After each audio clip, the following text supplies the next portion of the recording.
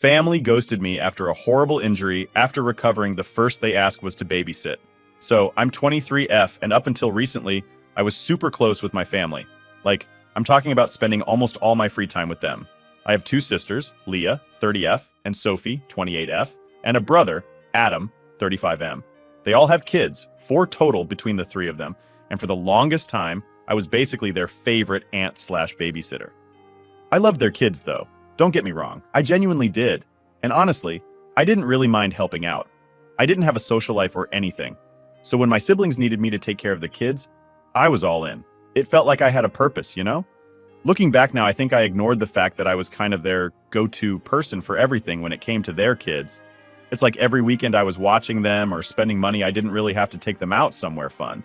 My siblings, by the way, all have way more money than I do. Like, they're all pretty well off, especially Adam. He's got this fancy job and all that, but somehow I was the one always footing the bill for the kids' toys, snacks, trips to the movies, you name it. At the time, it didn't bother me. I thought I was just being a good aunt. But now that I think about it, was I being a good aunt? Or was I just letting myself get taken advantage of? Anyway, things were going fine for years. I was babysitting all the time, going to their school events, taking them out on weekends so my siblings could have their own time off. I didn't have much else going on, to be honest, so it filled that gap in my life. I didn't have a big friend group, wasn't dating anyone seriously, so the kids were kind of my world. But then, everything changed about a year ago. I had this freak accident. I tripped over something stupid in my apartment. I think it was a laundry basket or something. And I ended up really hurting myself. Like, bad. I couldn't walk, and both my hands were messed up. Doctor said I was looking at 6 months, maybe more, of physical therapy and recovery. I went from being this super active, independent person to someone who couldn't even feed themselves.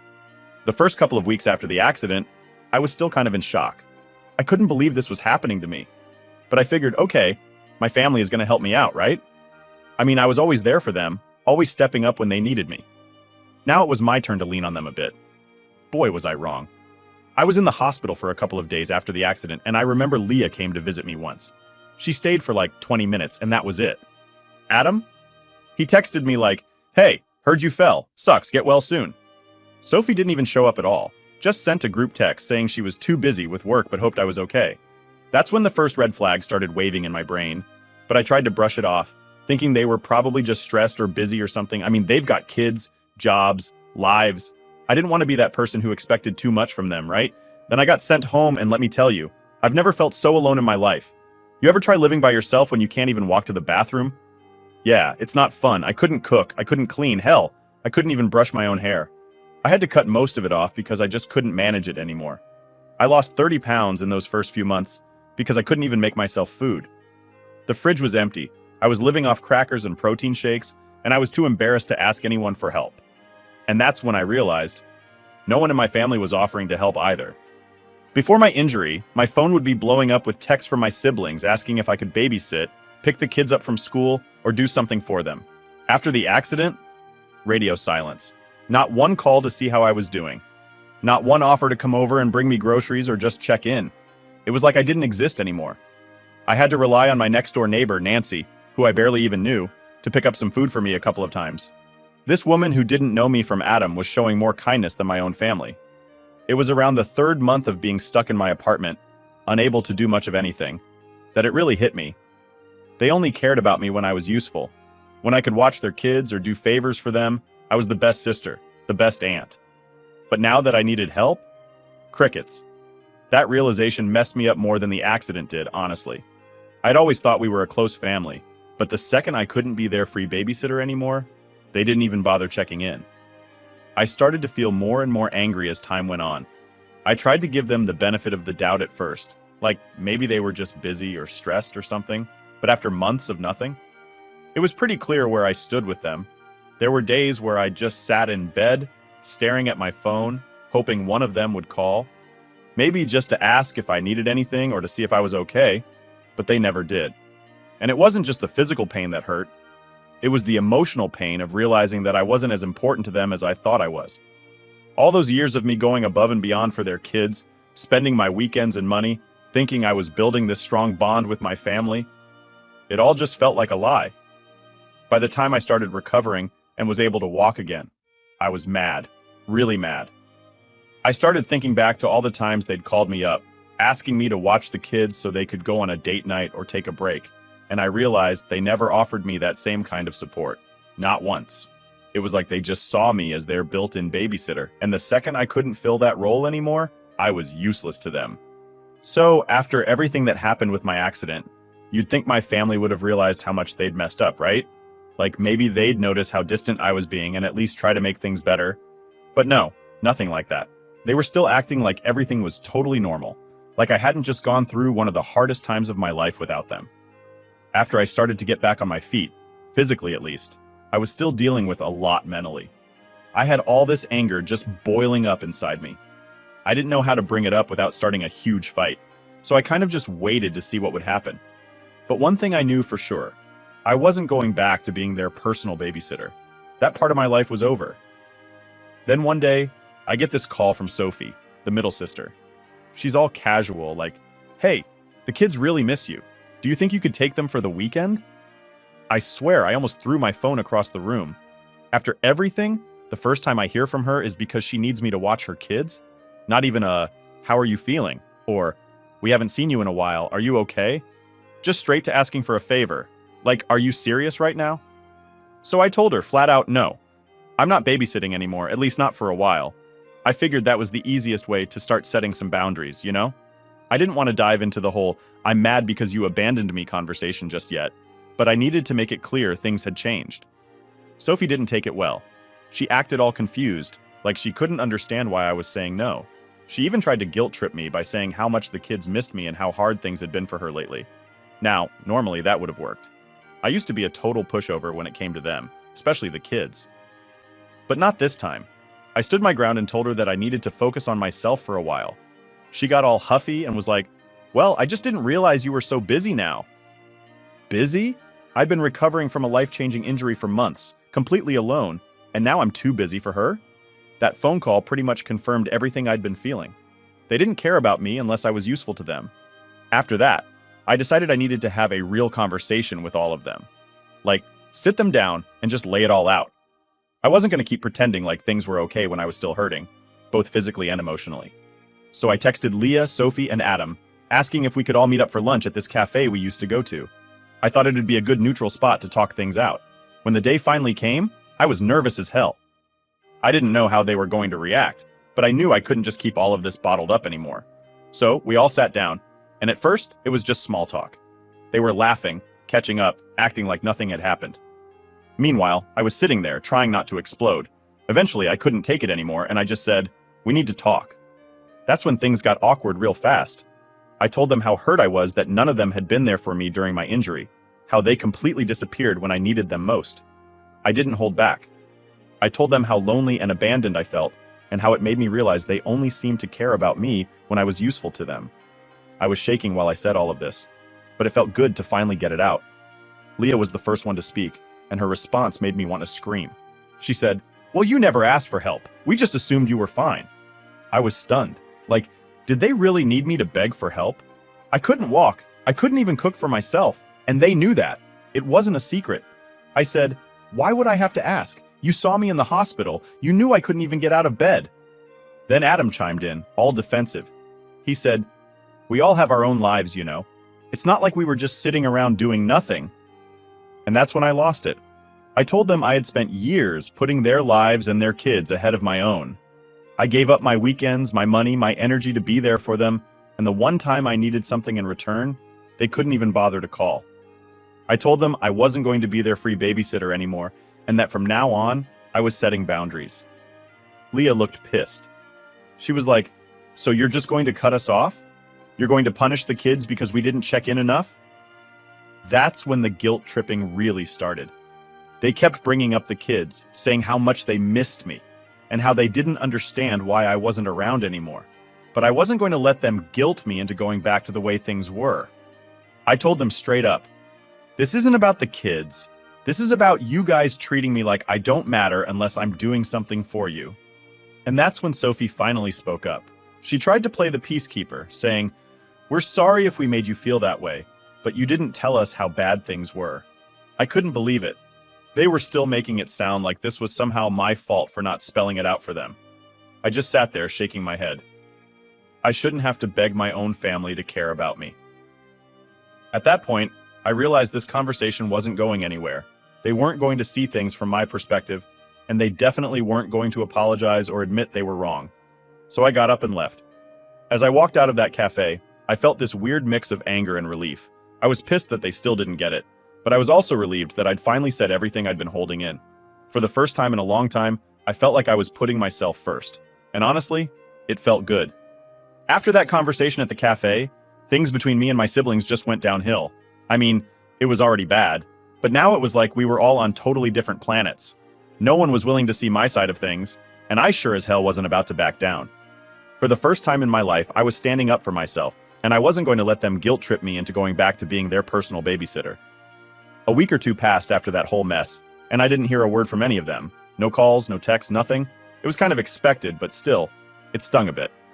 You'd think after I poured my heart out, they'd at least check in to see how I was doing, but nope, silence. And honestly, that silence spoke louder than anything else they could have said. But then, out of nowhere, Adam called me. I wasn't sure if I even wanted to pick up, but curiosity got the best of me, so I answered. He didn't waste any time with small talk or anything. He jumped right into it like, "So you're really done babysitting for us? Is that it?" I could already tell this wasn't going to be a nice conversation. I said, "Yeah, Adam, I'm done. I told you guys that already." He just sighed and then said something that completely floored me. "Leah and Sophie are thinking about cutting you off from seeing the kids." Now, I know my siblings can be selfish, but I didn't think they'd actually go that far. I was shocked. I asked him, "Are you serious? They're really going to use the kids against me because I won't babysit anymore?" Adam, in his usual blunt way, said, "Well, they feel like if you're not going to help out, then why should you get to hang out with the kids? It's a two-way street." I couldn't believe what I was hearing, so now I had to babysit just to be allowed to see my nieces and nephews? I was angry, like really angry. But I didn't want to let Adam know that. I kept it cool and said, "Look, I love those kids, but I'm not going to let you guys use them as pawns to get me to do what you want. If Leah and Sophie want to keep me from seeing them, that's on them." Adam didn't seem to care much either way. He just kind of shrugged it off and changed the subject. He started talking about his new job, how he was traveling more, and how tough it was balancing work and family. It was like he didn't even realize how messed up the whole situation was.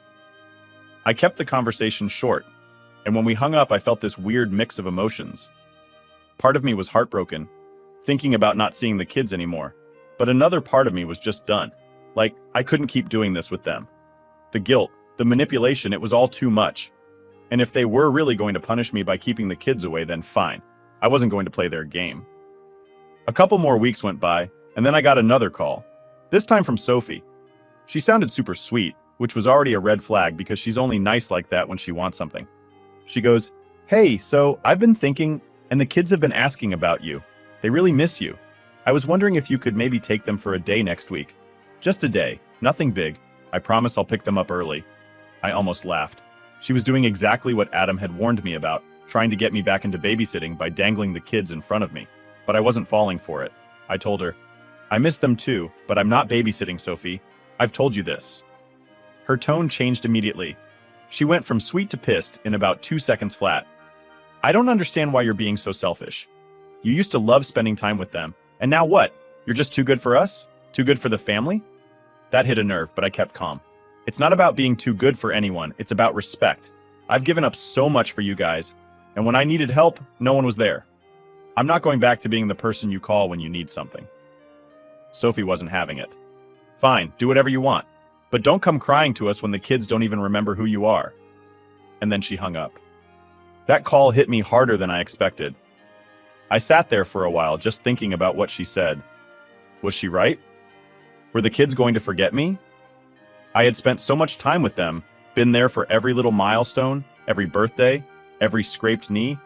It felt like I was losing them, and it hurt.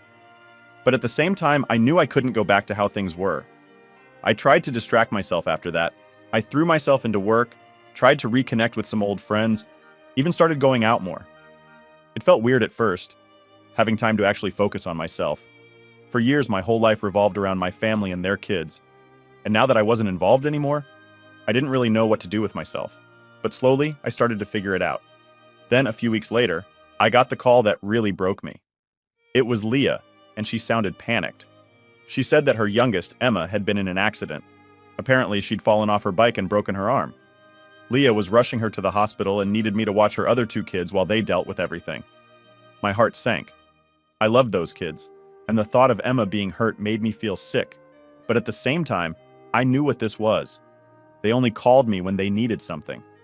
When they were in a bind, I was suddenly important again. I didn't know what to do. I felt guilty for even thinking about saying no, but I also didn't want to fall back into the same trap. So I took a deep breath and told Leah, "I'm sorry Emma's hurt, but I can't help right now. I hope she's okay." There was a long pause on the other end. Then Leah said in this cold, distant voice, "I can't believe you. After everything, you're really going to do this? I thought you cared about this family." And with that, she hung up. After that call with Leah, I honestly felt like the worst person in the world. I just kept thinking, what if Emma's really hurt and I'm sitting here refusing to help? But then, I had to remind myself, this wasn't my fault.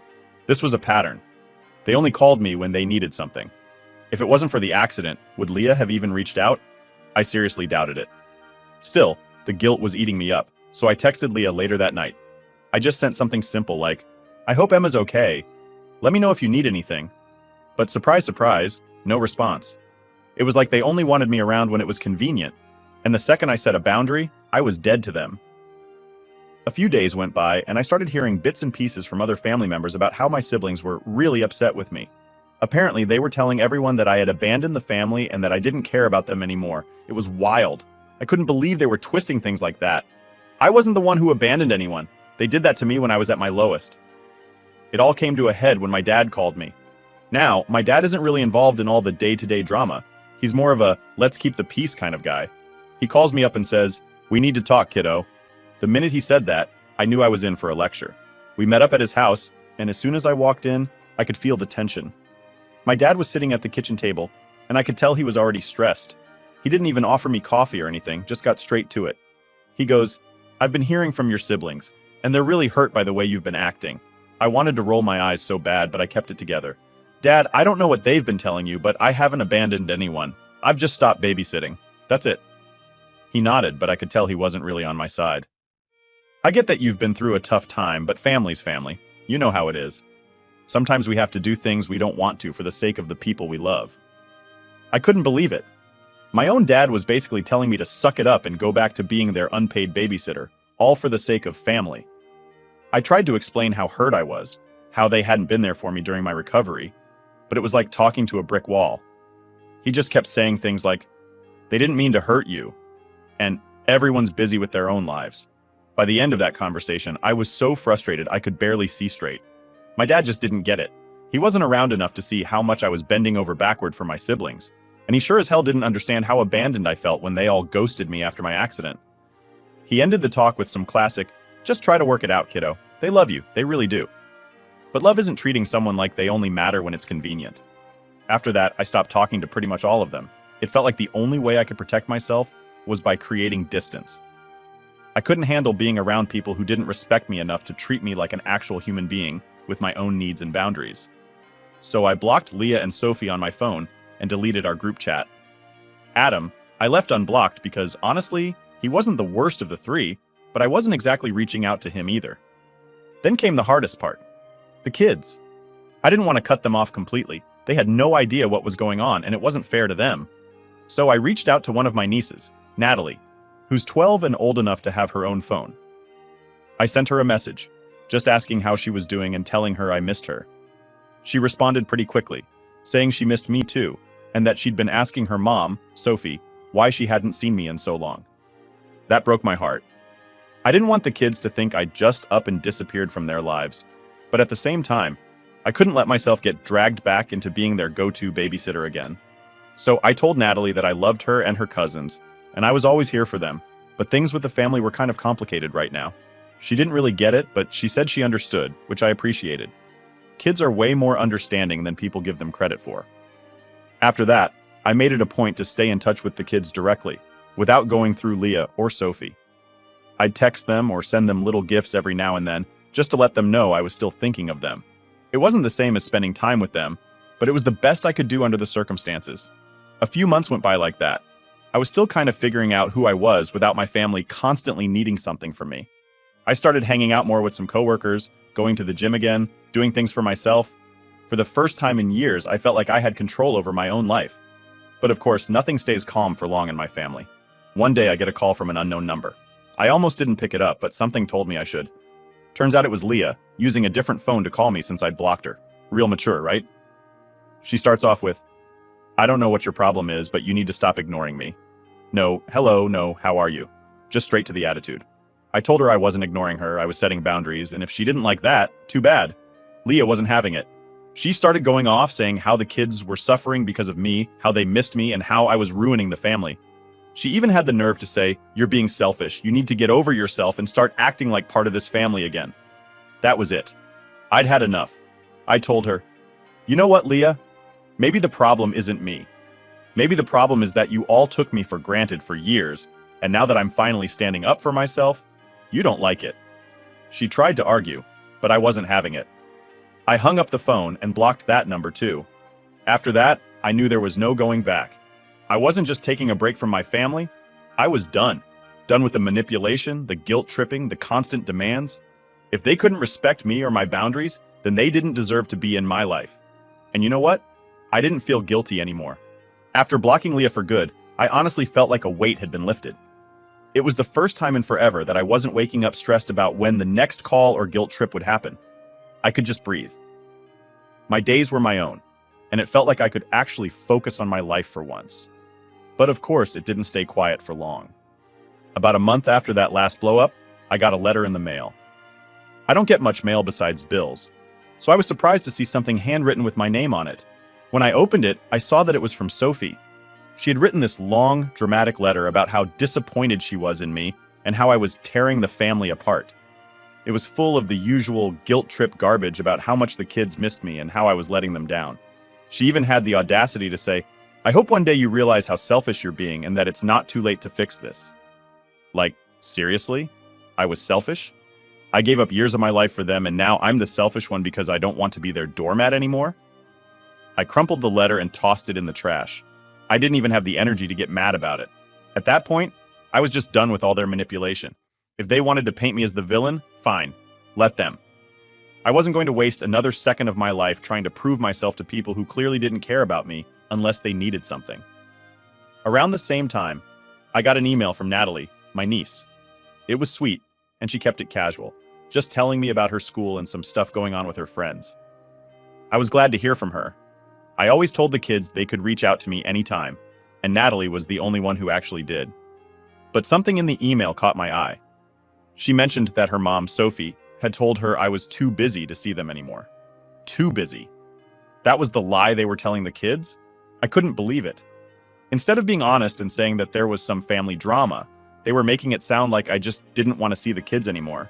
Like I was off living my best life and I didn't have time for them. It pissed me off, but I knew I couldn't take that anger out on Natalie. It wasn't her fault. So I responded to her email, saying I missed her and that I was always here if she needed me.